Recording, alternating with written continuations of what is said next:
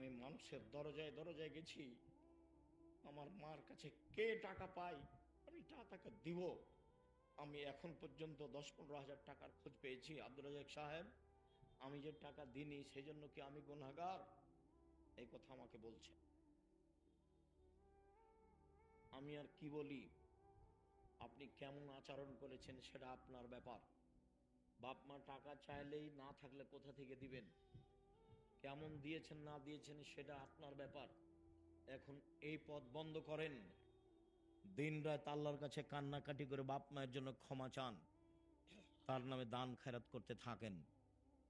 শেষকালে বয়স বেশি হলে সঠিকভাবে কথা তারা বলতে পারে না, এ কথাই ঠিক। পৃথিবীতে মানুষ হিসাবে সদাচরণের হকদার সবচেয়ে বেশি কে? আমার আব্বা বলেছিলেন আমাকে, বেটা এই পাঞ্জাবিটা ভারী লাগে। তা আমি আমার বাপের মুখের উপরে বলেছিলাম, পাঞ্জাবি কি আর ভারী হয়? তার মানে ভারী হয়, এই কথাই ঠিক। আমার সারা জীবনে এই কথা আমি ঢাকতে পারি না। আমি একাই থাকলে ঘন্টার ঘন্টা ভাবি, আমি তো সেদিন চিকন কাপড়ের পাঞ্জাবি আমার আব্বাকে দিতে পারতাম। তা আমি কেন বললাম বাপু পাঞ্জাবি আবার ভারী হয়? পাঞ্জাবি ভারী হয় তো ভাইজান, একটু বয়স বেশি হলে এরকম লাগে না? মোটা পাঞ্জাবি ভারী লাগে। তো আমার আব্বা বলছে যে বেটা পাঞ্জাবিটা ভারী লাগছে। তা আমি কি উত্তরে বললাম? পাঞ্জাবি ভারী হয়। অথচ আমার বাপ বলতেন, আমি যখন জমিতে যেতাম তো যেতে হবে না, আমার মরার পরে জমিতে যদি যেতে হয় আমার পরে যাবা, এই খোঁটাতে গরু আছে ওই খোঁটাতে নিয়ে যাব। তো বলছে না ওটা না, ওটা আমি করব। তোমাকে যদি গরু এই খোঁটা থেকে ওই খোঁটা নিয়ে যেতে হয় আমার মরার পরে।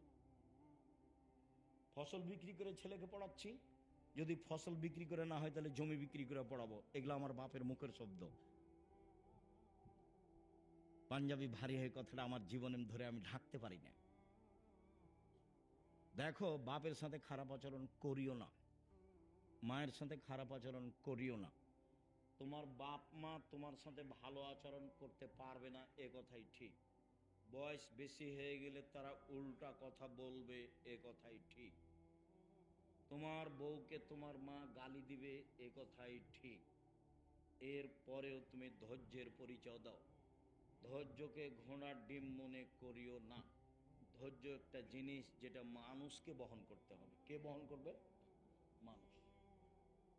সবচেয়ে ঠেকা আছে বাপ মায়ের কাছে। এক, আল্লাহ বলেন, আবুদুল্লাহ ওয়া লা তুশরিকু বিহি শাইআ।